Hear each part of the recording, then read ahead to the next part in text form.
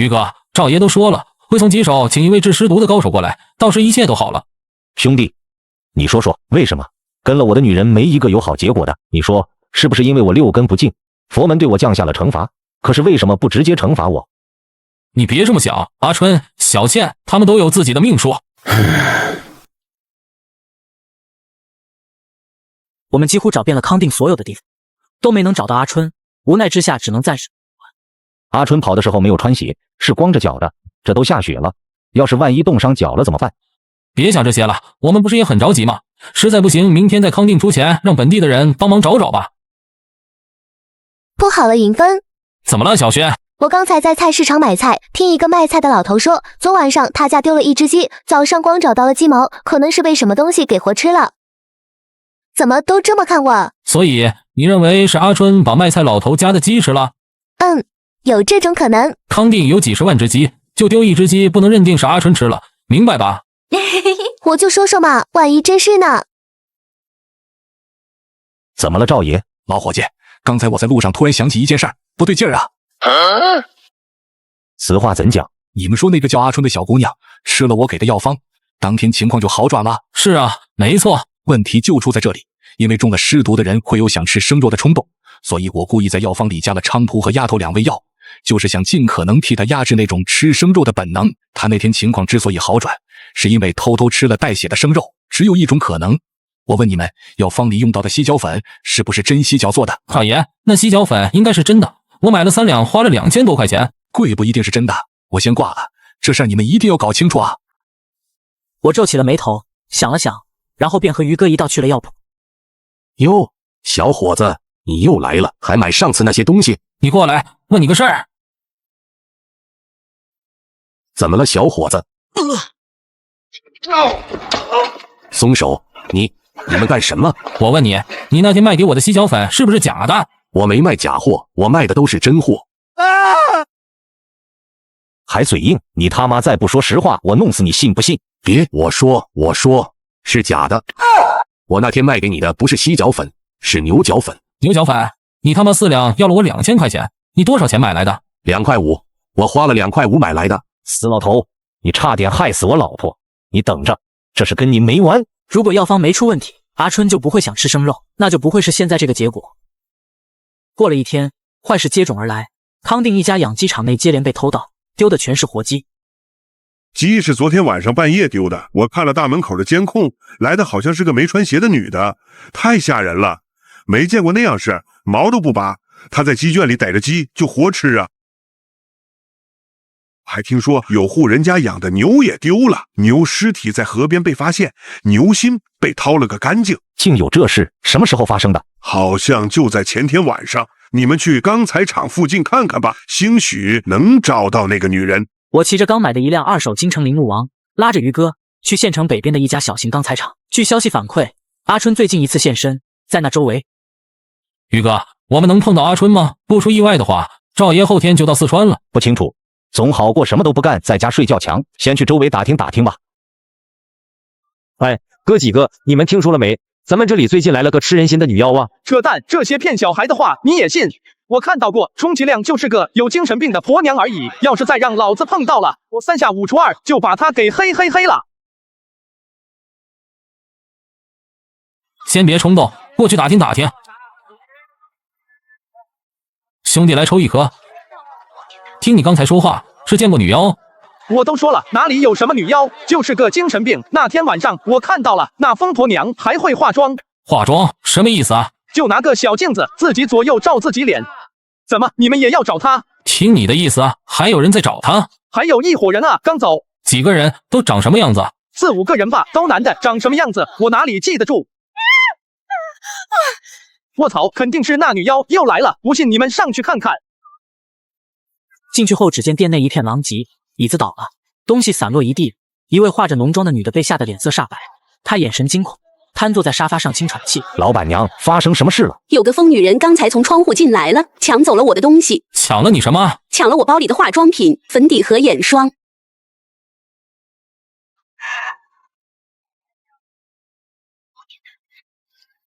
在上面，于哥，快！阿春。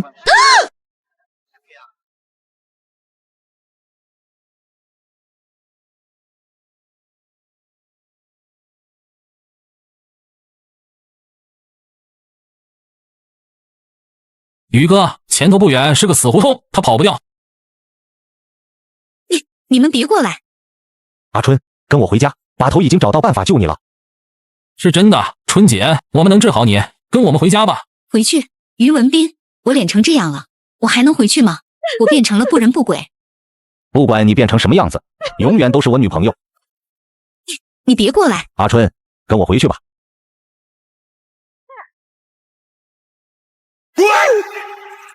谁干的？总算是找到了，这女人可真不好找啊！你们干什么？让开，此事和你们无关，这是我们会里的公事。公事？你们是长春会的人？她危害到了社会治安，按照规矩，我们要把她带回去处理。黄春儿，会里已经把你从同榜上除名，跟我们走吧。那是不是只要我打死你，你就不能带她走了？好，说得好，报个名号吧，我不杀无名之辈。我叫于文斌，来自北少里，不过就凭你想打死我还不够。你们知不知道阿春师傅是谁？是哲武，他马上就过来了。小兄弟，你不用撒谎，哲武他在外地被会里人牵制住了，在他赶来之前，我们会将黄春儿带走。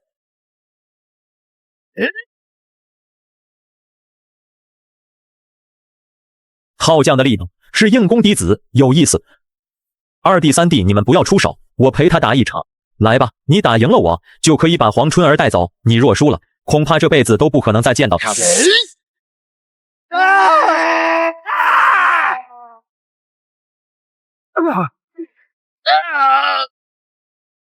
年轻人，你学的太杂，通背拳、罗汉拳、铁裆，学太多导致不能专精，这些东西阻挡了你的上限。三弟，把黄春儿带走吧。你们谁敢过来，我拍死谁！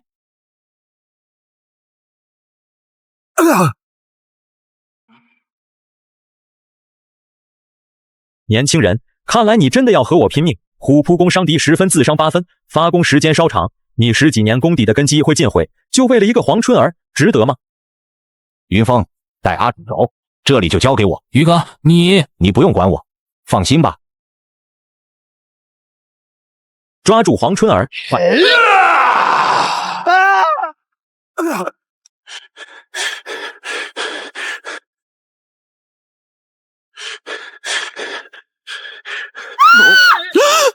你干什么？这是我家，我报警了。给我闭嘴！哇哦！妈的，算命先生说老子今年会发一笔横财，看来就是今天了。带我去天台，快！爸爸，你这边请。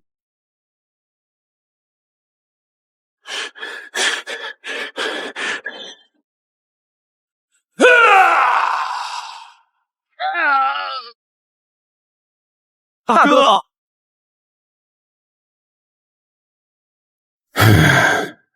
小子，给我记住，100多年来，长春会的规矩向来如此。我们败了，会里会派比我们更强的人来，你们要有心理准备，带大哥走。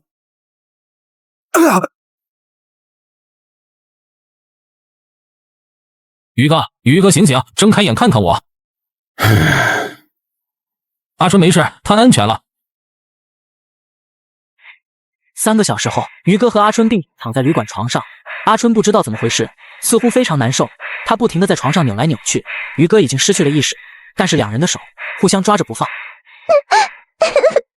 云峰，于哥和阿春太惨了，尤其是于哥，被人打得连他老妈都不认得了。他妈的，狗屁长春会！我去拿枪，去把他们全崩了。现在救人要紧，都不要轻举妄动，否则可能酿成大错。云峰，你和甘老爷子关系不错，能不能私下联系他，把这件事抹平？行，那我等会试一试。云峰，我们不要再去那个古墓了，带上于哥、阿春、豆芽仔和把头，我们走得远远的，找个地方躲起来。为什么？我怕你像于哥那样出事。我们能躲到哪里去？去香港，我对香港输，再不行我们都出国，我们有那么多钱了。不行，把头绝对不会同意的。小轩，阿春现在的情况不能再拖了，相信我，不会有事的。隔天早上，我开车去火车站接赵爷，一别年余，赵爷还是老样子，他的身旁还跟着一位50多岁、面色焦黄、头发乱糟糟的老。这是棘手矮寨的老灰，叫灰叔。灰叔好，说吧，小姑娘到哪一步了？什么小姑娘到哪一步了？老灰的意思就是那个中尸毒的小姑娘发展到哪一步了？一半脸很黑，躺在床上难受的来回扭，发低烧，对外界声音反应不大。还吃了什么东西？目前只知道吃了猪肝、火鸡，还有牛心。他都吃牛心了。咦，不好意思，放了个屁，刚才感觉到了，一直放不出来。辉叔，那还有救吗？尸毒这东西啊，不控制会发展的很快，一旦吃了牲畜的心脏，就代表着进入晚期了。这种情况下，吃什么药都不好使了。天底下只有2人能救。那辉叔，你就是2人之一。正是。我上午9点多就把人接了回去，到了旅馆，他看了眼被我们绑在床上的阿春。现在去准备1瓶烈酒，要最低60度的酒，然后准备1个3斤3两的肘子，1只褪毛乳鸽，17颗鹌鹑蛋，再准备6两鲜韭菜，半斤小河虾，记住了没？什么意思？不是说不能让他吃荤吗？你废话真多，先听人把话说完。辉叔，你买这些不是为了救阿春？我吃这些东西就是为了救小姑娘。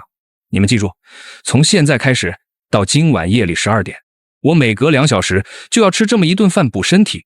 那你下顿吃什么？还是这些？吃过的就不能重复。这顿我吃了肘子、鸽子、韭菜、河虾、鹌鹑蛋，下顿就要吃狗肉、驴肉、生蚝狗、起毛鸡蛋，懂了没？我必须要吃大补阳气的东西。辉叔的话你们要放在心上，照他说的做就行了。快去准备吧，小伙子。辉叔，那你要吃到什么时候？12点。那个时间段是昼夜交换之时，是阴阳相交之时，是生死轮回之时。人体内的气会在这个时间段内发生微妙变化。你们记住，机会只有一次，我也只能尝试一次。我现在吃的越好，小姑娘治好的几率就越大，明白了吧？我和豆芽仔互相看了眼，都呆住了。如果这人不是赵爷亲自请来的，我们肯定会认为他是混吃。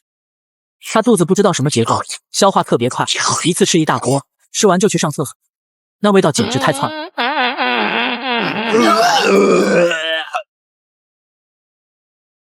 差不多11点多了，该做准备工作了。小姑娘，你拿着。辉叔，这是什么？我也看到了，铁盒里装的有圆球，有长棍子，还有棉花，外观都是黑颜色的，连棉花也是。辉叔说，这里就你一个女孩子，你最方便。现在进屋，把那个叫阿春的小姑娘6窍堵上，记住，只留这里1窍。你确定？这是救人的唯一办法。我要给她来个尸毒过身，过到我自己身上。辉叔忍不住打了个饱嗝，口臭味顿时弥漫了整间屋子。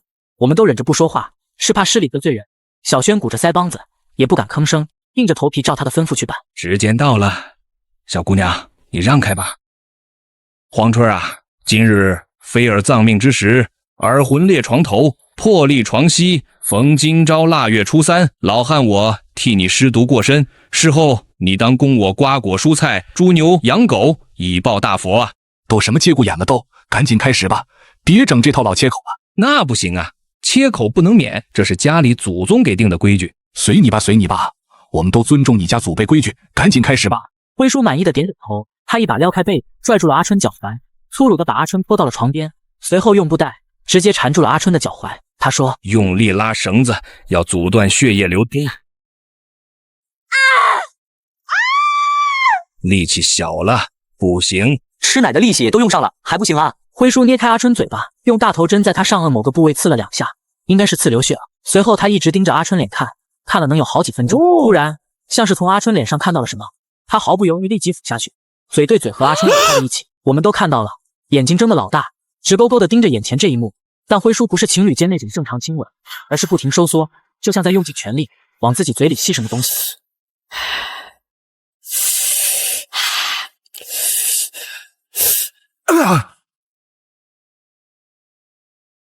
辉叔，你的脸。不要说话，现在尸毒全在他身上，别打扰他。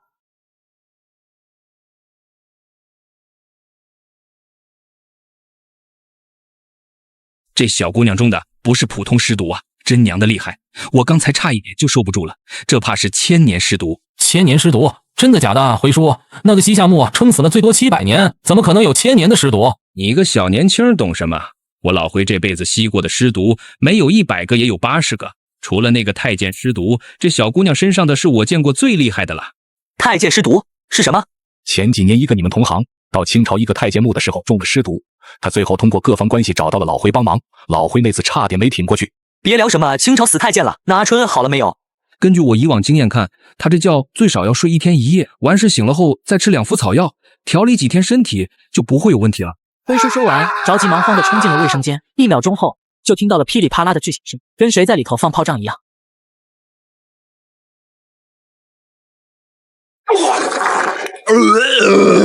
不行，受不了了，太臭了！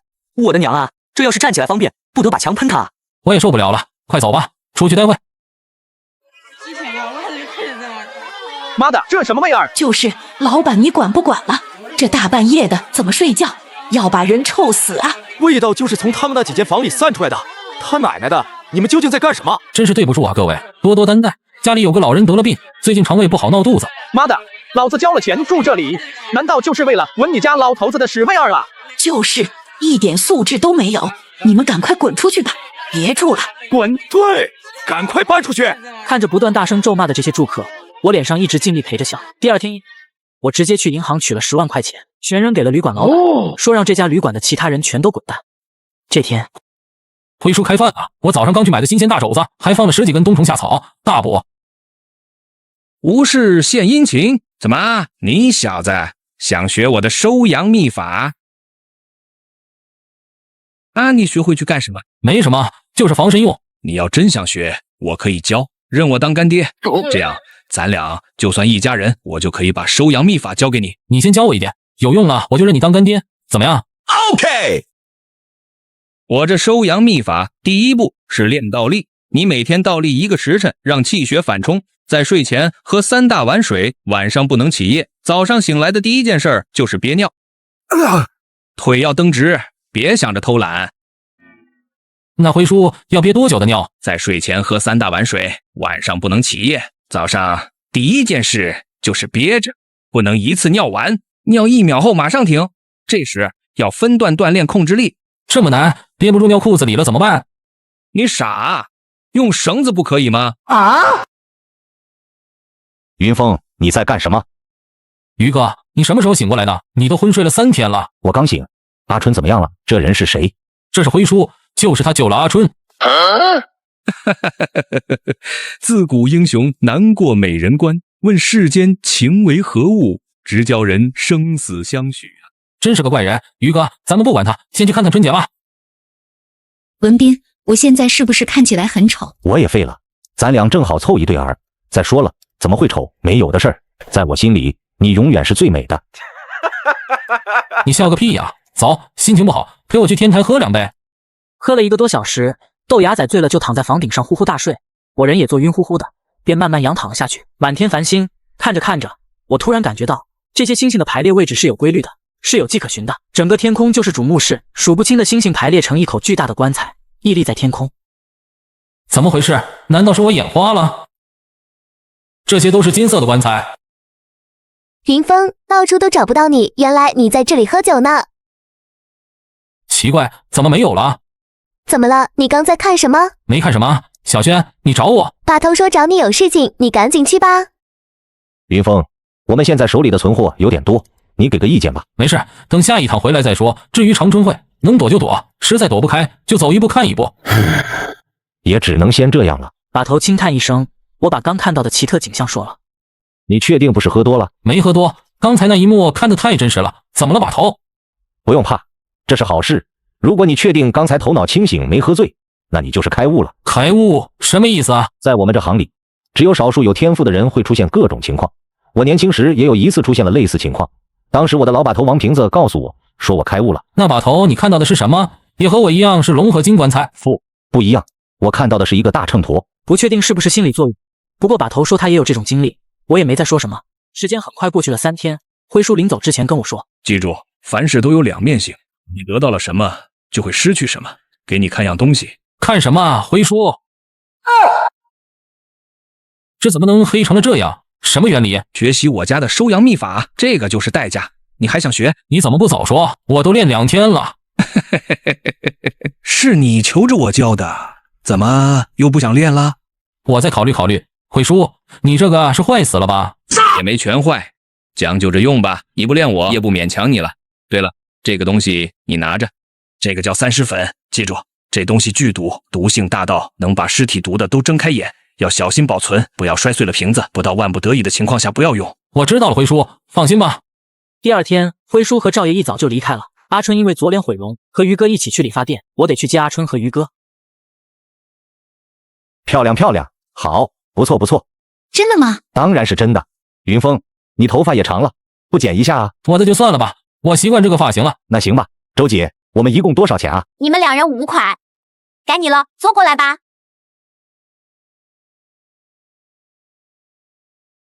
走吧，于哥。黄春儿，跟我回去吧。长春会，你别过来。阿春他没杀人，他不过在社会上偷了几只鸡而已。几只鸡能值多少钱？1万、10万。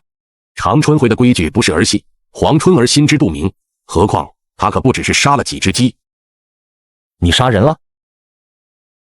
就算当时他杀了人，那不是他本意，他当时生了病不受控制。你们长春会要是非分明，所以我才让黄春跟我回去接受调查。年轻人，太可惜了，你那晚强行运功，导致气血反涌，经络受伤，10几年的根基全毁了。现在是不是提桶水都提不起来？此时此刻，就算黄春儿师傅哲武在这里，我也没把他放在眼里。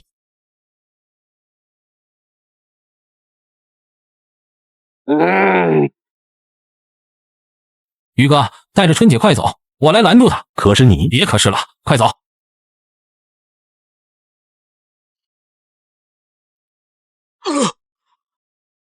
放开！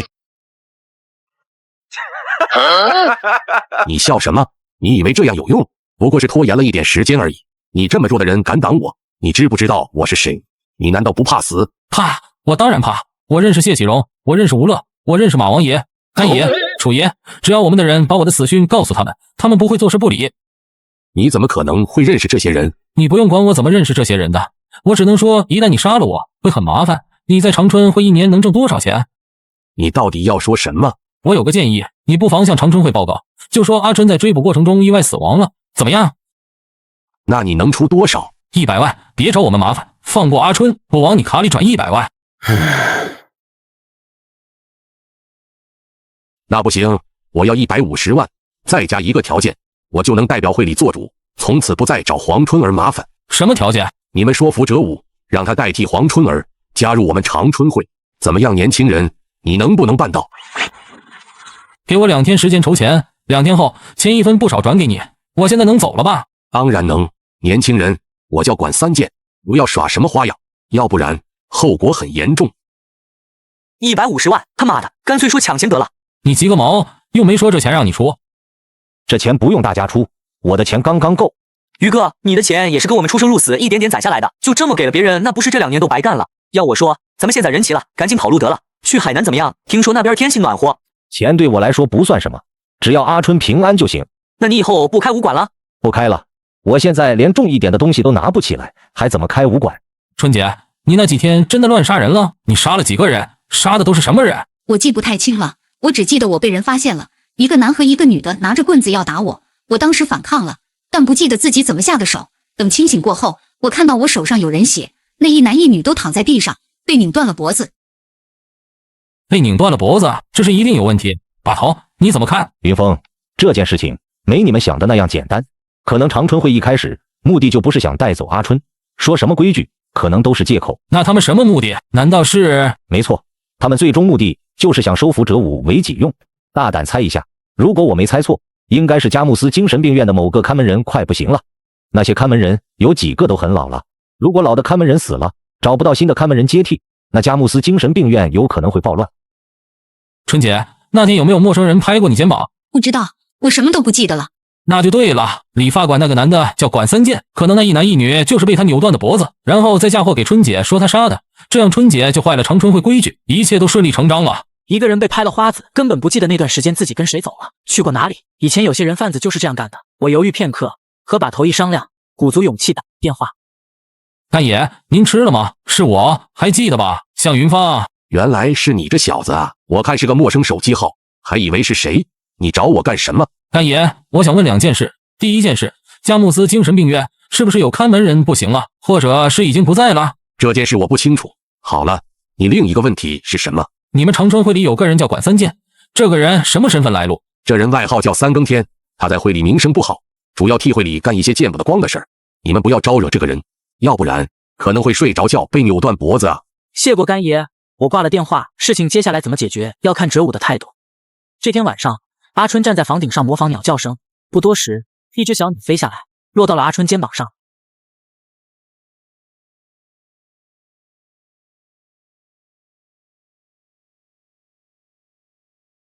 那天，我们暂住在新都桥镇西南山下的废弃农家仓库中，那里一共3间废仓库。云峰，快看，这里有个奇怪的稻草人。是啊，这稻草人如果不仔细看，还以为是真人，放这做什么？你说这附近没有人住，也没有农作物庄稼，为什么要在这里立一个稻草人呢？不知道，可能是怕鸟把薰衣草都破坏了吧，吓鸟用的。妈的，这玩意看着有点瘆人，我把它烧了。疯子，把头找你有急事，快过来！来了。云峰，现在事情情况不明，我们随时会换地方。我考虑了，这些东西带着碍事，应该把这些东西全换成现金，就算价格低些也可以接受。我们要做2手准备，一旦哲武没能来，那这批货换成的钱就替阿春给长春汇。阿春帮我做事碰到了麻烦，作为把头，我不可能让文斌把他这2年辛苦攒的积蓄全搭进去。对，挣钱一起分，出了事一起扛，就该这么干。可是把头，你联系好金主了？谁要咱们这些东西？我刚跟焦爷打了电话，他介绍了个带着现金的本地土夫子，你今天晚上10点半带东西过去。这位同行性格多疑，碰头地点在一辆拉煤的火车上。好，我知道了。于哥，把头让。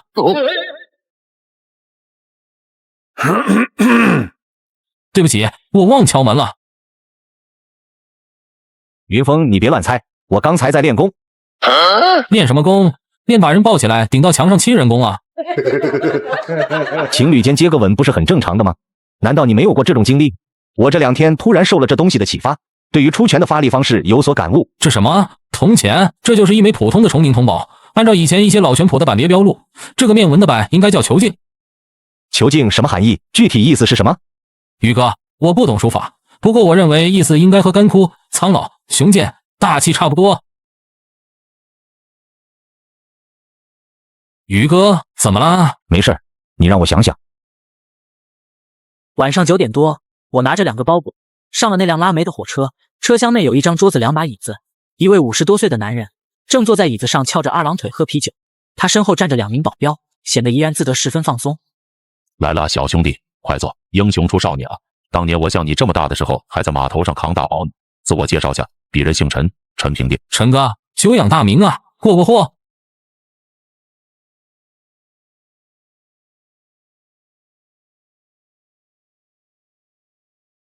别慌，我怕你身后跟着警察，咱们还是边走边谈吧。放心，一旦谈成，我会派人开车把你送去。火车大概在哪站停？我白天有事情要办。为了安全，这点无可奉告。你既然上来车了，现在只能坐着听我安排。东西成色不错，嘴里掏出来的，正儿八经的含口玉，在人嘴里含了几百年。他点头，目光落到了桌子角落那一捆竹简上。他打开看，一看眉头便皱了起来，看了足足好几分钟。他放下东西，小声：“这是从哪儿来的？”这是西汉后的新朝竹简，来源于洛阳邙山的一座博棺葬古墓中。当时我们挖出来便用药水泡了，要不然保存不下来的。上头写的毛笔字，你们研究过没有？没有，上头都是楚地的鸟虫纹。这些竹简虽然用药水泡过，但上头的字70%都模糊了，看不清。这样啊，那行，东西看过了，都能要。是你开价还是我报价？陈哥，你说吧，我听听。那好，75万，我带了现金。奇怪，他这第一口报价就不低啊！我预计他最多给40万，他凭什么给我这么多？难道这东西有问题？小兄弟，你别多疑，虽然是同行回货，但介绍人可是焦爷，我要卖他面子的，不会宰你们太狠。兄弟点点，一分不少你。到底是哪个环节出了问题？糟了，那上面好像真的有毛笔字。影园，影指的是楚国首都。哎，纸货币这种金块儿，当时只流行在楚国贵族阶层中，是国家1级文物。那个墓里一家3口可能是躲避战乱，迁移到洛阳来的。不行，这个线索不能给他。陈哥，我刚才忘了我们把头交代过的一件事，其他都能卖，这竹简不能卖。你看，我退几万块行不行？放屁！我们谈的是这堆东西的打包价，你单独把竹简拿出去，这算什么？这生意还能不能做了？陈哥，你总归不能强买啊！要不这样，东西我先拿回去，问问我们把头意见，随后我们再谈。把它拿下。别动，谁敢动我，我一枪打死他！小子，你不守规矩，老子我今天就是要强买强卖了。等下把你埋隧道里，没人能找到你，打死他！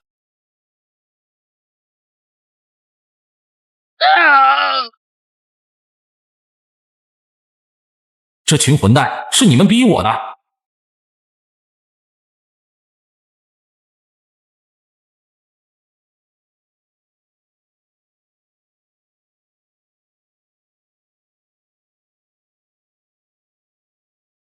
这什么东西？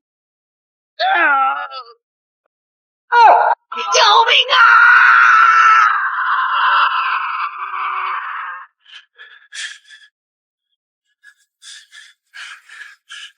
是你们逼我的，去死吧！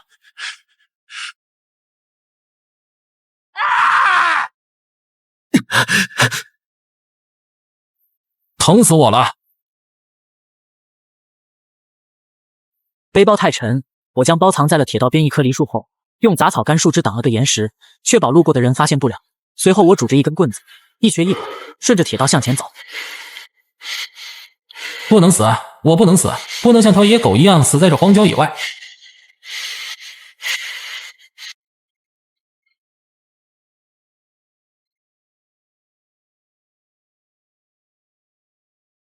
谁呀？这么晚了还敲门？小伙子，你是谁？怎么到我这里了？大爷，我是来康定旅游的游客，路上碰到了抢劫，我受了伤，钱包和车都被人抢了。这样啊，那进来吧。大爷，你能看见？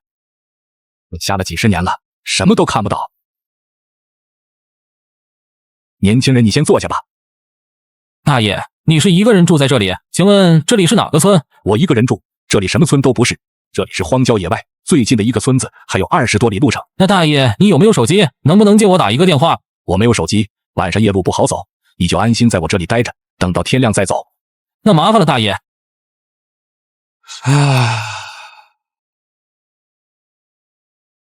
小伙子，不能睡觉，睡着了可能就起不来了。这里有酒，你喝口酒吧。大爷，你这酒怎么是黑色的？这是药酒，是我自己找药材泡的，里头放了枸杞和人参。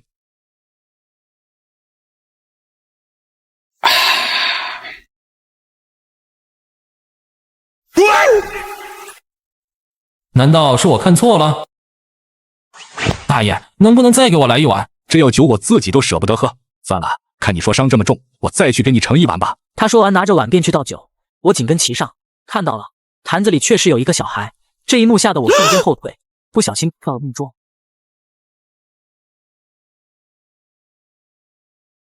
哈哈，小伙子，其实在你刚才敲我门的时候，你已经死了。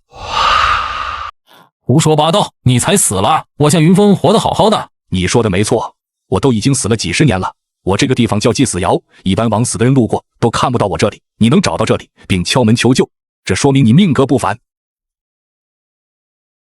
这是我老伴，当地人叫他死婆婆。10秒钟后，如果我老伴的铃铛响了，你活；如果铃铛不响，你死。如果铃铛响了，17年内你不能跟任何人提起此事，切记。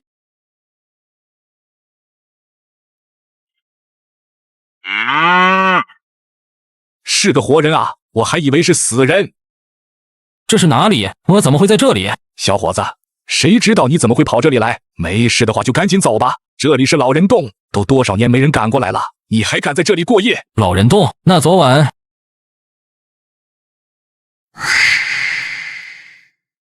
我操，我这是见鬼了！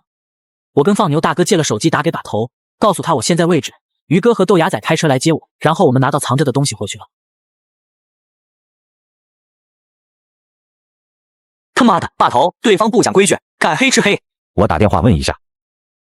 老伙计，我也是刚刚收到消息，婷婷这个人给我的印象一直很稳重，我没想到她这次不给我面子，敢黑吃黑。你们听说了没有？全死了。什么全死了？婷婷啊，还有她身边几个人全死在了火车车厢里，全身溃烂而亡啊。焦爷，既然人都死了，那就算了，希望能处理好现场，我之后打给你。哎呀，木星把头，我处理不了，有不少钢珠都卡在肉里了。林峰必须要去医院。不能去医院，直接取吧。没有麻药，那样会疼死你的。没事，我受得了，不会喊的。你来吧。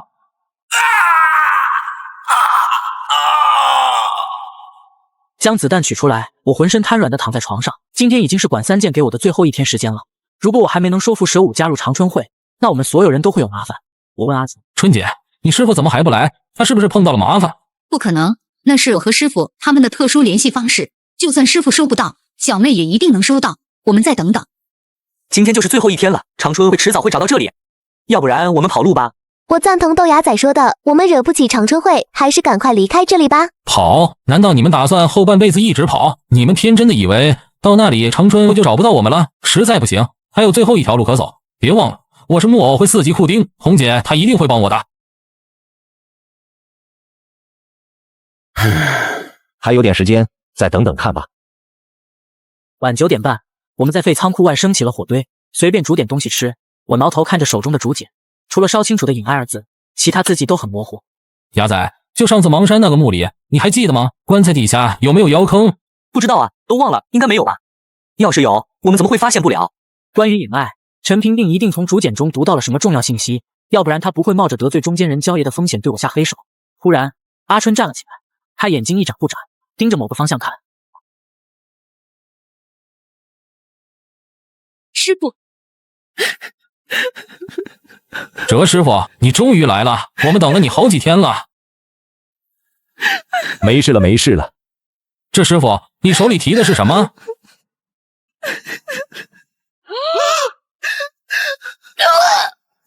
是那4个人的人头，我杀他们只要1分钟。长春会那里，我会亲自过去跟他们高层谈。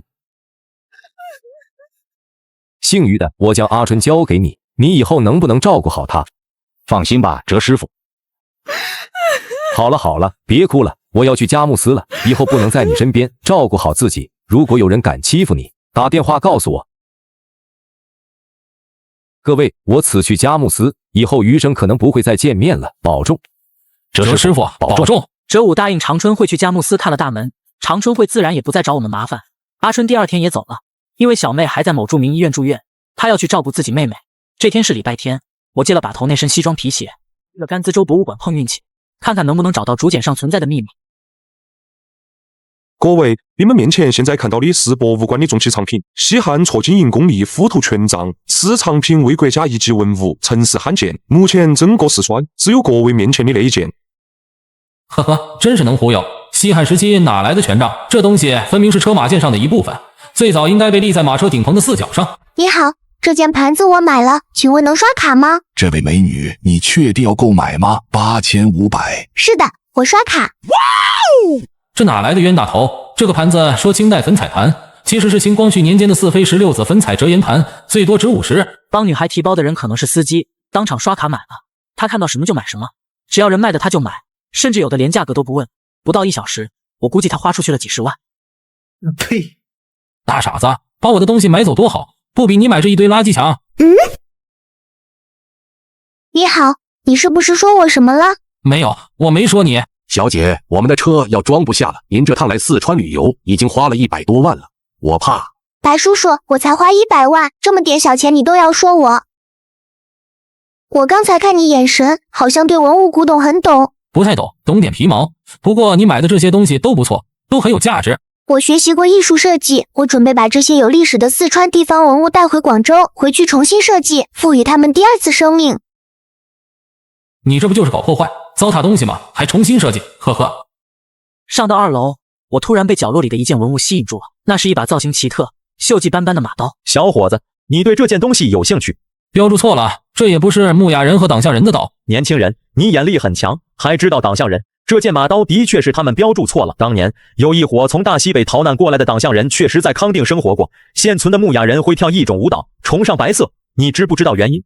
大白高国，这伙人绝大部分是西夏的皇族后裔，他们在迷药山深处建立了一个与世隔绝的西乌尔国，收服了山里的博人部落为己用，怕蒙古人追来，西夏人在山里建起了巨大的瞭望塔，可能这个政权一直持续到了元代中期才消亡。哇，你大学的专业是历史生吗？好厉害，这些都知道。是你？你是哪个大学毕业的？我黑大毕业的。黑大？那是哪里？黑龙江漠河北极星大学，简称黑大，世界排名前30。你不知道？不知道。这样吧，我请你吃饭，咱们好好聊一聊。好啊，没问题。中午找了一家高档餐馆，用餐之余，我得知此女姓谢，叫谢恋儿，她家中高祖叫谢友仁，是潮商东兴行的创办者。当听到她自报家门，我筷子差点没拿稳。原来此女是巨富之家的后代，她是真正的千金之躯。我1年只能出来玩1次，在家里好多人看着我，吃饭都不能说话。你带我在这座城市玩2天怎么样？你想玩什么？我不知道，我身上没现钱。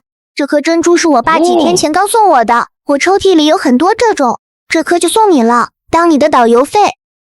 好家伙，这不是普通的养殖淡水珍珠，这是纯野生的南洋金珠，这么大的太少见了。要是带回去给小轩，她一定喜欢。这样，你在这等我一下，我马上回来了。你要去哪儿？别管了，等我就行。大概过了半个多小时，我整了辆2手蓝色铃木王骑了回来，从饭馆后厨房进去，我冲他招手。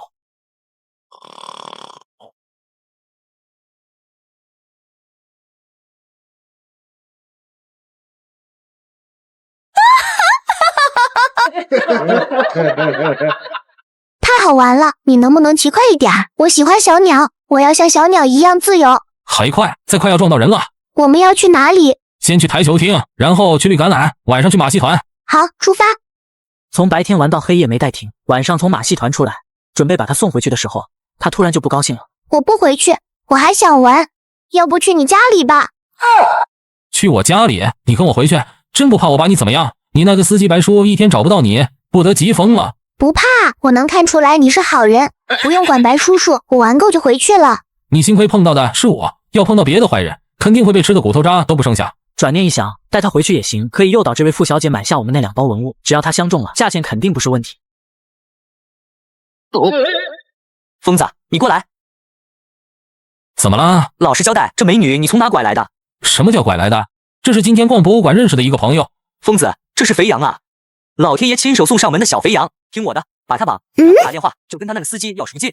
妈的，小声点，让人听到了，别给我惹麻烦。他是我朋友，之所以让他来，是想把咱们的东西卖给他。有钱买咱们的货？有钱？都怨你，看把人家给吓跑了。大半夜的，你要去哪？我要回去了，我不要在这里了。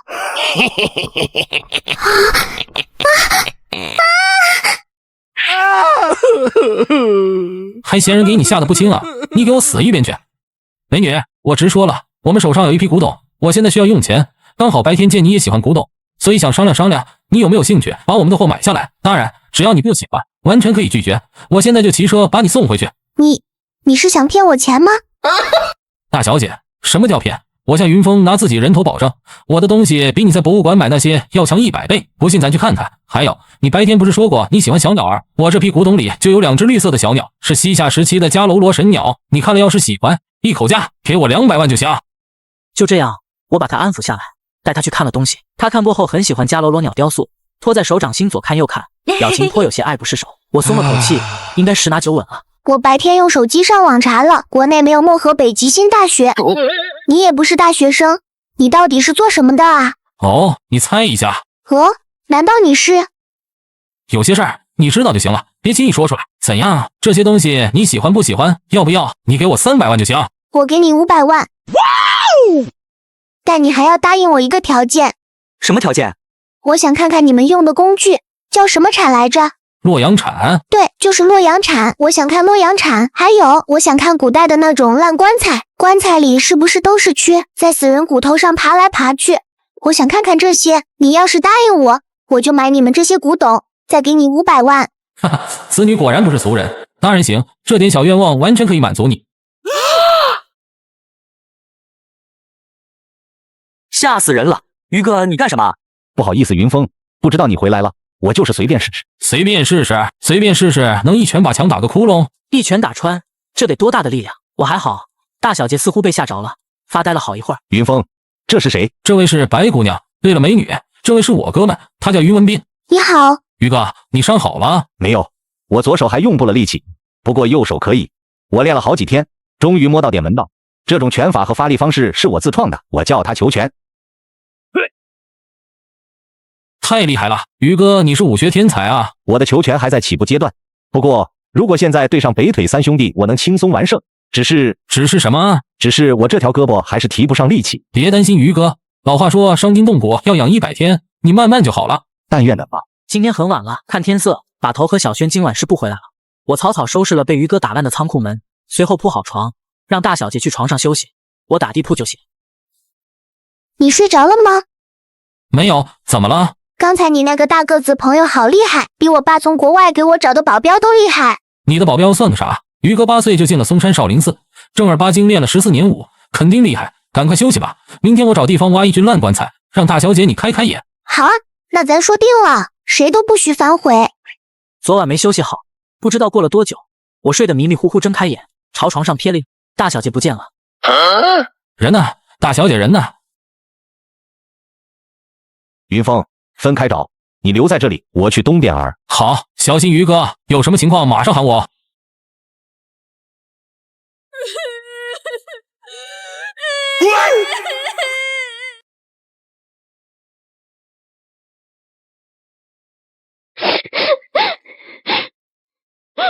有声音，是谁在哭？大半夜你不休息，跑这里来干什么？好了好了，没事了，怎么了？我睡醒起来想方便完后我准备回去，结果回头看到了一个戴着帽子的人在花田里冲我招手。对你招手？在哪？就在那里。这不是前天小轩看见的那个稻草人吗？那草人有问题。别怕，过去看看。你看，这全是干草，怎么会是人？咦，这是什么？我弯腰捡起来一看，好像是某种碎肉，认不出来是什么肉。时间不短了，几乎风干了。妈的，这都什么啊？这是？还有这么多，这谁放的？云峰，你找到大小姐了？找到了，不过人被吓坏了。那就好，先回去吧。把头他们回来了。把头，这是什么？是干皂荚和芝麻油。做什么用的？过去老辈人用这法子，用干皂荚煮1锅水，倒半瓶芝麻油，人喝了，在一定程度上能预防中湿毒。对了，云峰，那个女孩是……我将昨天在博物馆的事告诉把头，包括大小姐收古董的事。把头听后并有说什么，让我赶紧打发富家千金走，说我们和他不是一路人。第二天，我在距离仓库10里地的发现一处可疑地点。美女看好了，待会儿看见死人骨头可别吓哭了。哼，我才不怕呢，有什么好怕的？行了，牙仔，别吓唬他了，赶紧干活吧。这种明清时期的平民小墓，不可能有太值钱的随葬品。很快露出了棺，是以前那种老式棺材，棺材盖是整个扣上去的。棺材刚一出土，就有一群乌鸦在我们头顶上方盘旋。疯子，看见了没？乌鸦见棺，太不吉利了。要不你们把土埋上吧，我心跳的厉害。怎么，美女，你这就害怕了？怕你可以躲哥哥我怀里啊！再说了，棺材都挖出来了，不可能看都不看一眼就埋上啊。虽说概率不大，但万一里头有件国宝怎么办？是吧，疯子？插撬棍，开棺。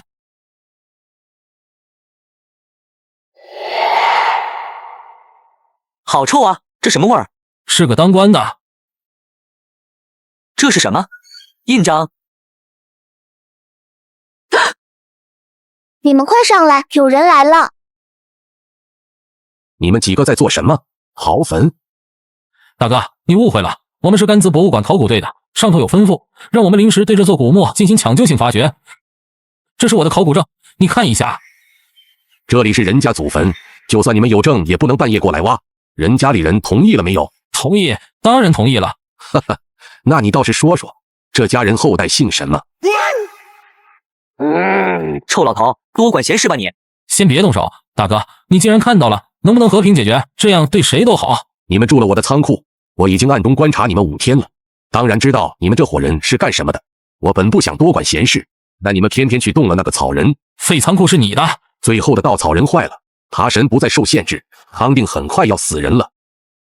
等等，你这话什么意思？爬神是什么？是不是7月爬？我不知道什么7月爬，我只知道爬神。爬神就藏在16村。16村，你能不能把话说清楚？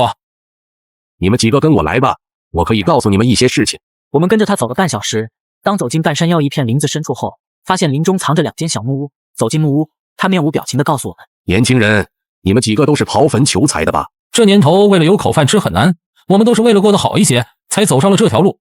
就是大哥，穷的都快饿死了，不干不行啊！不信你看看她，这姑娘都饿成什么样了，脸上没肉。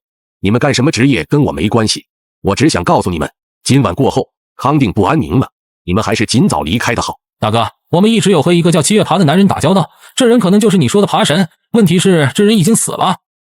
不可能，父亲曾告诉过我，爬神是个女的，她受3样东西限制，已经几十年没有离开过16村了。爬神是女的啊，几十年没离开过16村。你没见过爬神，又怎么知道她生活在16村？叔，你先前说过，有什么东西限制着爬神？有3样东西，分别是萨满教秘制的稻草人、唐卡，还有我手中这块石头。这是什么石头？好漂亮啊！我知道了，这是蓝丝大耳石。我以前见过一块指甲盖大小的，天哪，这个怎么会这么大？蓝丝带耳石，大小姐，你知道这东西？是的，蓝丝带耳石是国内叫法，我们国内叫蓝莓晶。上世纪20年代，在国外通古斯大爆炸现场，第一次被一对探险家姐妹发现并带了出来。姐姐叫蓝丝，妹妹叫大耳，所以这种宝石便以他们的名字来命名了。没错，这就是蓝莓晶。这块石头含有某种奇特磁场，能帮助我们鄂温克人起巫。你们不是说爬神死了？那好，我现在就让你们看看他到底死没死。马亮叔将一块猪的肩胛骨扔到了火里，嘴中快速念叨着某种晦涩难懂的短句。大概10几分钟后，他用火钳将猪骨从火炉中夹出来，放在了一张古老的羊皮图纸上。几秒钟后，树皮上慢慢浮现出一张人脸轮廓。这是爬神？是，平静了几十年，该来的还是要来了。你们既然牵扯进来了，就有义务帮我。现在或许还来得及。要怎么帮？16村看守祠堂的是一位脸上有胎记的老人，你告诉他，就说萨满的稻草人已经没有用了，请他务必看管好大唐卡，最起码要撑到今年年底。我对付不了，我准备问下父亲，请他想个解决办法。啊，你父亲不是去世了？谁说的去世了就不能问了？马亮叔，你还不知道16村那张大唐卡早就丢了。什么？什么时候丢的？我们那时候刚刚来康定，那张唐卡就丢了，被几个小偷偷了。那这样，你们把这件事告诉看祠堂的那位老人，他会帮你们解决面前遇到的困境。记住，一定要快。疯子，你不会真信刚才那人说的所有话吧？宁可信其有，不可信其无。牙仔，你跟大小姐赶快去把山上那个墓的盗洞回填了，我去趟16村送信。你干完了回去跟码头打声招呼。疯子，真去啊？那你一个人可得小心点。就这样，我骑上前天买的铃木王，连夜赶往16村。20多分钟后到了，夜幕中的16村竟十分安静，放眼望去只有1、2户人家亮着灯。偷偷摸摸来到祠堂大门，我伸手轻轻拍门，没人。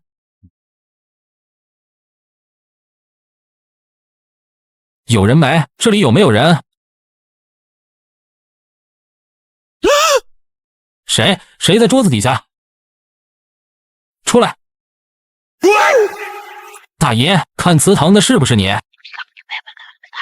你说什么？我听不懂。我是来送口信的，住在新都桥的马亮大叔让我来告诉你，稻草人没有用了。你能不能听懂我说话？大爷似乎听懂了我的意思，脸色十分慌张。他从桌子底下爬出来，强行把我推了出来。随后他砰的门上了锁，在敲门。他根本不理会我，真是莫名其妙。也罢，去附近找家旅馆先住下，明天早上再过来看。发生什么事了？美女，出了什么事？你是旅游的吧？赶紧走吧，出大事了！昨晚死人了。死人了？谁死了？说了你也不知道，是我们这里看祠堂的老人死了，死得太吓人了，寺庙都被惊动来了神。小老头昨晚我见了，怎么早上突然死了？行了行了，都快出去，没什么好看的。老人家身体本来就不好，是心脏病犯了。那为什么满地都是死虫子？你给个解释。解释什么？这季节看到虫子很正常。闭嘴吧，就你话多。老头手里好像抓着什么东西。柳树枝。等等，你刚才在照什么？我操！你别拽我，我照什么跟你有毛关系？你小子哪来的？怎么说话这么冲？你他妈管我哪来的？放开！你再说一遍。兄弟，有话好好说，千万别动。现在说吧，你刚才照相想干什么？研究啊，兄弟，我有大发现，这里人多眼杂，不方便说话，咱们换个地方谈。说吧，什么大发现？刚才趴地上死那老头，你也见了吧？他背后的纹身叫莲花被，可以看作是一种护身符，只有修行过的人才敢纹莲花被，就像现在混社会的人不敢随便纹睁眼关公，这里头都是有讲究的。没听懂，什么意思？这里有种当地神灵叫爬神，这是个邪神，他在萨满教的文化中还有个名字叫佛利佛多，恶莫西玛玛。你说的什么玩意？佛利佛多意思是大夏天，恶莫是以前的一片沙漠，西玛玛是当时一个女的名字。把这句话连起来，翻译过来的意思就是夏天从沙漠中爬出来的女人。七月爬，这名字挺好啊，夏天也可以理解成是7月份。很久很久以前，在宋辽金时期，有个名字叫西玛玛的女人，她被人献祭，或者因为别的什么，被打断手脚或者砍了手脚，丢在了腾格里沙漠中等死。这女的不想死，她就在大沙漠中拖着身子爬啊爬，结果最后看不到希望，在绝望中死去了。他死时怨气难平，发誓做鬼也不会放过害他的那些人，所以在那里便留下了一个7月爬的传说。这事儿就算真有，那也是在大西北银川，怎么千里迢迢到四川康定来了？这就涉及到历史问题了。当时统治着大西北沙漠的是党项人建立的西夏国，随后西夏被蒙古人亡国，部分党项人逃难到了四川康定，自然也就将爬神带到了康定。这样一来，不是一切都说得通了？你真能瞎编，这叫联想，叫推测。根据我这2个月在村里的秘密观察，我已经知道他是谁了。你知道了是谁？康定过晒佛节那2天，有种民俗叫烧石头，村里负责看着烧石头的那个老太婆，应该就是爬神。烧石头的老太婆，晒佛节那天我见过她。说吧，你有什么解决办法？做一件特制法衣，专门用来对付他。特制法衣是什么东西？你外行，这事就不管了。交给我就行。做对付爬神的特制法衣需要很多名贵材料，我最近有点囊中羞涩。你看你要钱多少？兄弟，你信我，我绝对不是骗你钱的骗子。行，没问题。不管真假吧，这事儿对我来说简单，照做就行。回到新桥废仓库，大小姐和豆芽仔躺在花田中，2人身下铺着干草，豆芽仔正翘着2郎腿和大小姐聊天。后来呢？后来没有水。豆哥，你是怎么走出腾格里大沙漠的？当时我一点水也没有了，因为我妈还在，我不能做不孝子，所以为了活下去，当时我就靠着喝自己的尿，迎着漫天黄沙，硬生生走了400多公里，才走出了腾格里大沙漠，最终活了下来。豆哥，你好坚强啊！你母亲肯定以你为傲。那些事儿都过去了，我不想再提起了。来，告诉我你 QQ 号，回头咱俩私下联系。干嘛，疯子？你过来。你妈改嫁后都10几年没管过你，你还能这么孝顺？疯子，你别管我，再有1天半天的，她就能当我女朋友了。哎呦，你想死啊？你不知道她家庭什么背景？13行的千金大小姐和一个盗墓贼教我，人家里在道上花点钱，分分钟买了你的小命。你这都是老观念，以前古代穷书生被千金大小姐看上的还少啊。你是书生，你他妈小学5年级毕业，还没我学历高。豆哥，你俩神神秘秘的在说什么呢？没什么。我和你豆哥随便聊2句。对了，美女，你什么时候走？待会就走。你等会见到你家的司机，记得我跟你说的是。放心啊，不会忘的。傍晚6点多，一行3人到了县城，一辆气场强大的黄牌迈巴赫停在我们面前。这司机看了我和豆芽仔，随后很不耐烦地跟大小姐说：“小姐，你又任性了。”我知道错了嘛，白叔叔，你对我最好了，我这趟来四川玩得很开心呢。小伙子，好在你们有自知之明，既然小姐平安无事，那我就不追究你们了。白叔叔，这是我买的古董文物，我可喜欢了，你替我把钱给他们吧，500万。什么？小姐，你上车等一下。你们2个是土夫子吧？大哥，你误会了，我们怎么可能是土夫子啊？开玩笑。我见过的古董不比你们少，什么东西从哪出来的，我一眼就能看出来，所以别想着骗我。你说是就是喽。不过大小姐发誓说会给我们钱，你要是不给钱，我就在行里消息出去，说广州13行的谢家说话不算话。500万不可能，我们谢家虽然有钱，但那钱也不是大风刮来的。刚才我大概看过，你们那些东西档次不高不低，总价在100万出头合适。我给你们150万，你同意的话，马上给你们转钱。这样吧，大哥，各退一步，188，你发我也发。疯子，你咋回事？你是不是傻了？脑袋让鱼踢了，到嘴的肉吃不到了。你懂什么？就算是嘴边肉也是鱼肉，带刺的鱼肉，吃大口了肯定会把你噎死。现在见好就收才是正确的选择。和豆芽仔聊了一会，我突然想起猪猪偷走的那张唐卡，将手机掏了出来，依稀记得猪猪的尾号是05，翻了半天，真找到个05尾号的。当下我直接拨了过去，很快接通了，但没人说话。喂，是猪猪吗？你打错了吧？等等，你先别挂，你是张哥吧？哦，认识我？你哪位？是我啊，张哥，田39的小兄弟。那次在南平古玩城，你还过来帮我治了黑胖子老板，还记不记得了？原来是你呀，小兄弟，我这太忙了，一时没想起来，抱歉啊。找我干什么？没啥事儿，就是问候一下。大哥，您最近还好吧？上次帮了我那么大忙，一直说想找机会请大哥您吃个饭。请吃饭就算了吧，小兄弟。不过举手之劳，你要真想谢我，那下个月咱们在田老大婚宴上喝杯酒得了。婚宴？田哥要结婚了？什么时候？你还不知道？田老大下个月16号结婚，到时候各个地方13省的老大都得给面子过去捧场，我就是再忙也得去敬杯酒啊。田哥和谁结婚？哈哈，小兄弟，你这话问的，圈里人谁不知道？田老大这么多年只宠着一个女人，结婚自然也是和她结。我这里太忙，就先不聊了，小兄弟，咱们婚礼上见。挂了电话，我拿着手机，差点原地跳起来。我高兴，比分钱都高兴。爬神和李羡慕的谜团，这段时间一直压得我喘不过气，现在难得听到个好消息，思来想去，觉得这事儿还是等主人家邀请比较好，他一定会通知我和把头的。下午我去找眼镜男吴世勋，他告诉我法医已经初步成型，让我赶快来看你。这件就是你说的法医？没错，这种法医叫扎瓦，极其的厉害。穿上这种法医，这世上一切的牛鬼蛇神都伤不了你。你为什么不做2件，给我1件？难道我不用防止诅咒？这个嘛，我之前已经说了，原材料很贵，所以制作1件万已经是成本价了。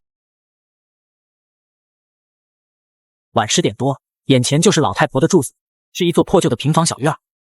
你确定是在这里？我早前来探过点，老太婆的邻居家有狗。快11点了，老太婆估计睡着了，我们翻墙进去，趁她不注意，你就用法医捂住她头，明白了没有？明白，走。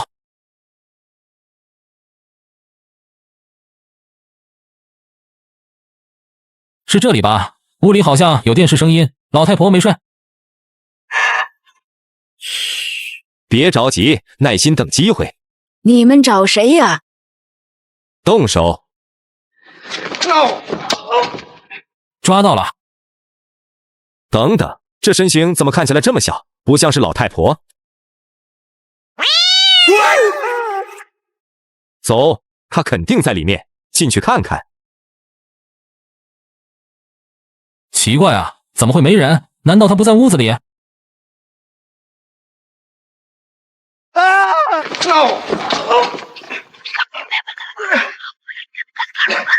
兄弟，别看他，他在下诅咒。兄弟，你看着做什么？快来帮忙啊！来了。没动静了，死了。怎么样？你还不信？我说了，我的法医有用。这分明是你用衣服捂死的，赶紧想想怎么处理。别着急，这样，咱们赶紧找个地方把它埋了。埋哪里？房后头有棵苹果树，埋树底下。别扯了，埋房后头，下大雨还不得冲出来。这样，我们搞点湿煤扔火里，然后把门和窗户都封死关严，让人以为他是煤气中毒死的。万一要尸检呢？尸检个屁！老太婆没儿没女的，不小心煤气死了而已，谁会操心这些？那行吧。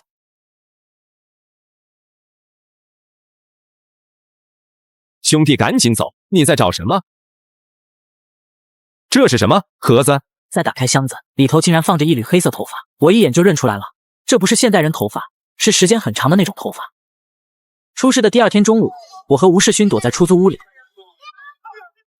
如你所料，老太婆没什么亲戚，村里安排直接拉去火葬场火化了，都相信是煤气中毒死的，没人往别的方向想。那就好，之后我们尽量少见面。还有个事儿我要问你，老太婆死了，是不是就代表爬神死了？不可能，他们只是爬神的祭祀者、崇拜者。我这么说，你能不能明白？这是咱俩的秘密，你可不能告诉任何人，要不然我就是杀人罪。放心，我肯定不说，我也参与了。我说了不相当于把自己供出来了。赶紧走吧，省得夜长梦多。吴世勋走后，我靠在椅子上松了口气，随后拿出手机打给了某一个人。第2天中午，兄弟，这女的得罪你了？只是一位朋友，大概2、3个月前在康定活动过，特征是右手的5根手指一样长。怎么样，你们荣行有没有这个人？咱们有没有这么个女的？老大，8成是老斑鸠那伙人，要不我找人叫下他。不用，你们把猪猪现在用的联系方式告诉我就行。行，没问题。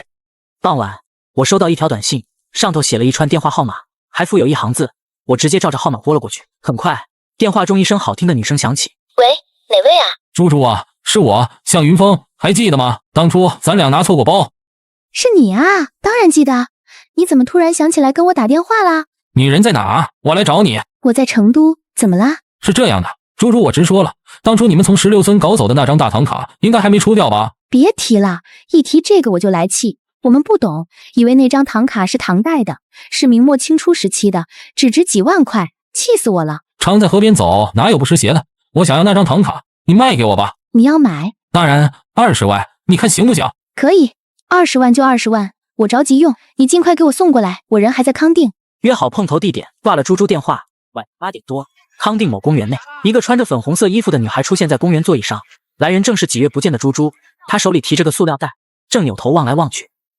“向哥，我人到公园了，你人在哪儿？没看到你。”“哦，我堵车，马上到。对了，猪猪，有个问题我很好奇，所以想问下你。”“什么问题？”“你信奉爬神能得到什么？能给你花不完的钱，还是能让你长生不老？”“向哥，你说这话什么意思？什么爬神不爬神的？”“别装了，猪猪，我知道就是你。晒佛节那天，我出现了严重的高原反应，差点死了。随后我特意去买了治高反的药，奇怪的是，那药我买来后一次都没用上过，就纳闷了，连70多岁的把头都没出现高反，为什么偏偏是我会出现？”“猪猪，我知道你在暗中观察着一切，如果不是我主动配合吴世勋演戏，你可能今天都不会答应露面，对不对？”“我以为自己没露出破绽，没想到这都被你发现了。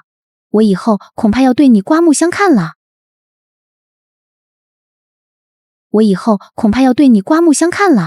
我救你是因为你们有用，而你们的确没让我失望，替我除掉了七月爬。”“为什么？你们难道不是一伙的？”“谁告诉你我跟他是一伙的了？我们不但不是一伙，还是敌人。你知道福夏吧？那女孩最早是我带她信了爬神的，我让她跟在七月爬身边，是想找机会下手。没想到她不争气，最后被七月爬手下那个护法活活玩死了。”“你这个混蛋！”“对，忘了告诉你，你那小女友长得可真漂亮，只可惜红颜薄命啊。”“为什么？为什么要杀她？”“不杀了她，你怎么会尽心尽力帮我除掉七月爬呢？对了，向哥，你看看我现在像几岁的人？”“22，你之前说过。”“22，其实我今年的真实年龄快50了。夏尔巴人在红松林收集的那些尸蜡，最后都到了我手里。我只需要每天用尸蜡抹一次脸，就永远会是这张年轻的脸。”“有些事情我还搞不清楚，我也不想问了。不过你记住，到了下面记得要给我的马真道歉。”“救命啊！杀人了！杀人了！”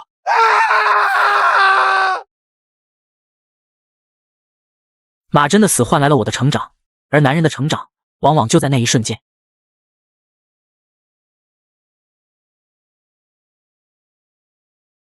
天哥，你终于想起来通知我了，恭喜恭喜！我这2天比较忙，才得空通知你们。下月16号，我和你洛伊办婚礼，有空过来喝杯酒。当然有空，田哥你放心，我们所有人都会到场。不过最近2月，我们碰到个扎手点子，耽误了时间。哦，连忙把头都觉得扎手，看来你们又搞到大幕了。记着时间，不要耽误了参加婚礼。小洛说他最近想见见你们，如果你们搞不定，我派50个兄弟带枪过去。不用了，田哥，你现在是准新郎官，大忙人，我们这次应该很快搞定了。田哥，伴娘是不是青姨？伴郎是谁？用不用我当伴郎？你还不够资格，伴娘也不是小蛇，她和小洛10多年不说话了，她不把我婚房炸了，已经算烧了高香。那是谁？是过命交情的一个朋友，你来了，我介绍你认识。聊到这里，通讯突然中断，我看手机发现没了信号，继续赶路，最终在凌晨4点多赶到了试验田。来了，云峰，路上没问题吧？一切正常，把头你没睡？这不是在陪老郭下棋？老郭，该你走了。不行，步步为营，防守的滴水不漏，反手的攻势又难以预料，太厉害了，认输了。小子，你终于来了，你借走我的3蹦子呢？郭叔，你那3蹦子我开回去就坏了，现在正在修理厂大修，等修好了我再给你送回来。你小子，上次的发电机，这次的车，怎么什么东西我用的都好好的，到你手里全坏了？郭叔，你消消火，是我不对，大不了再给你买一台不就行了吗？离天亮还有1个多小时，我摸黑爬上床，撩开被褥，钻进了小轩被窝。云峰，你吓死我了！你干嘛？怎么像变了个人一样？我没变，就是想抱你一会儿。莫名其妙，你是不是有事瞒着我？是不是遇到什么事了？有些事不能说，我就是觉得压力好大。没人逼你，不想说就别说了，早点睡吧。把头让你明天陪他去迷魂林看看。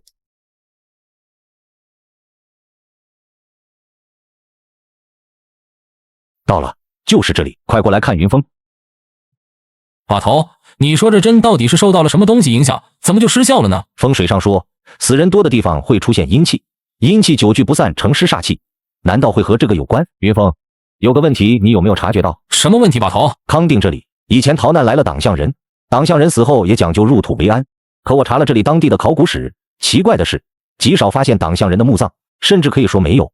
那么问题来了，这些成百上千的党项人都葬在了哪里？都消失了。把头，那你的意思是？我怀疑有可能就葬在了这片竹林深处。我们要去迷魂林深处？怎么害怕了？不是，如果说阴气影响了磁场，那我们人应该能感觉到不舒服吧？你难道没觉得脚很凉？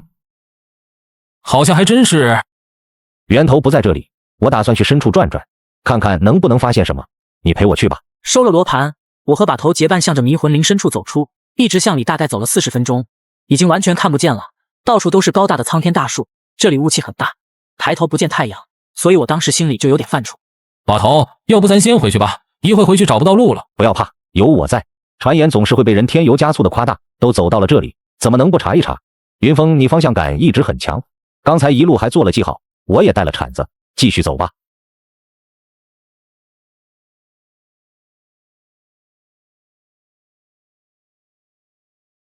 云峰，咱们走了多久了？大概20分钟了。看来应该就是这里。你往地下打一个探坑看看。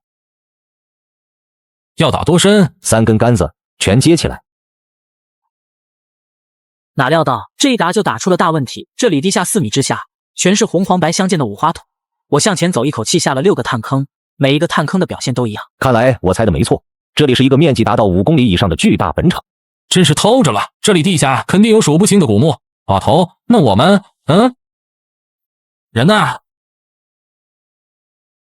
把头，把头，你在哪儿？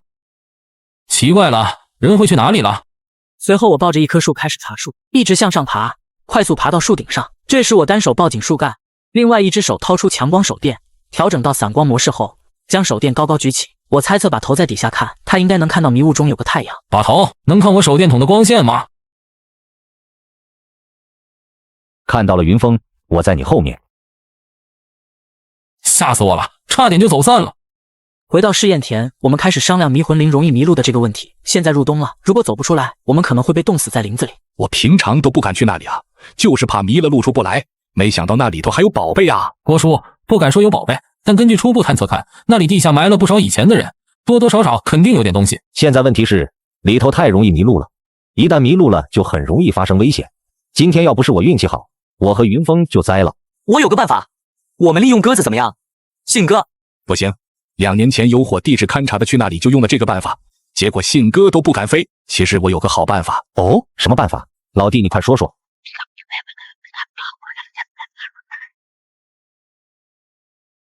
大家都小心点，自己看着脚下路。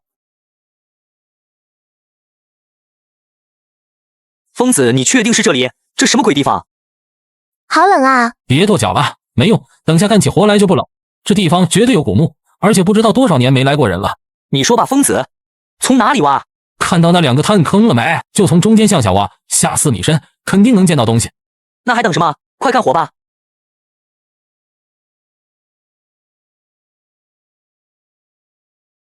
我靠，真有东西！快来看看。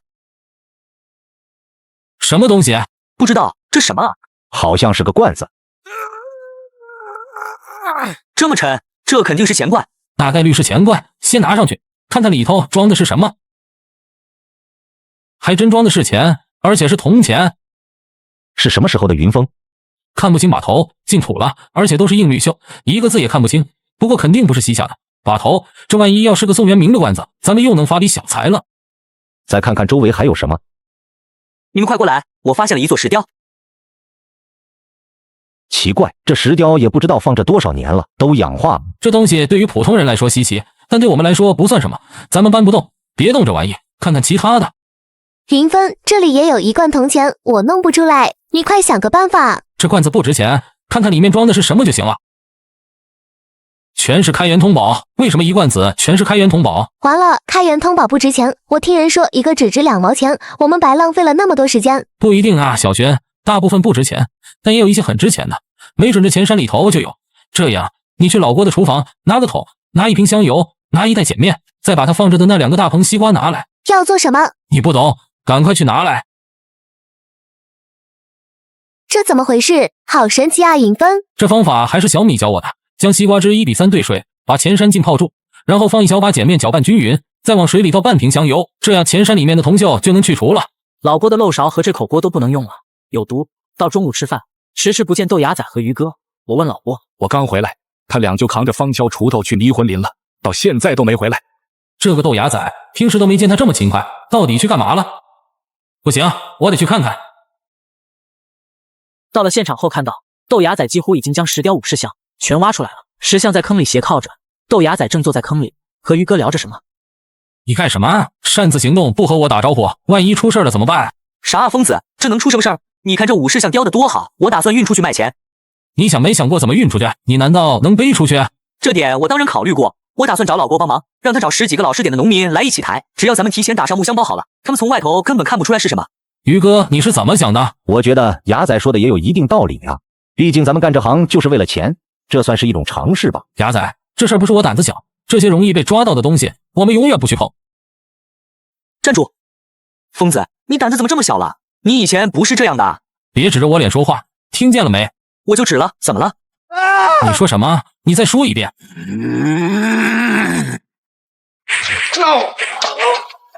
别打了，你俩别打了，你们这是要闹哪样吗？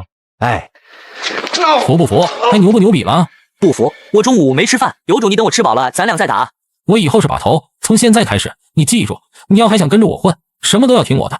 我说不能动的东西就是不能动，明白了没？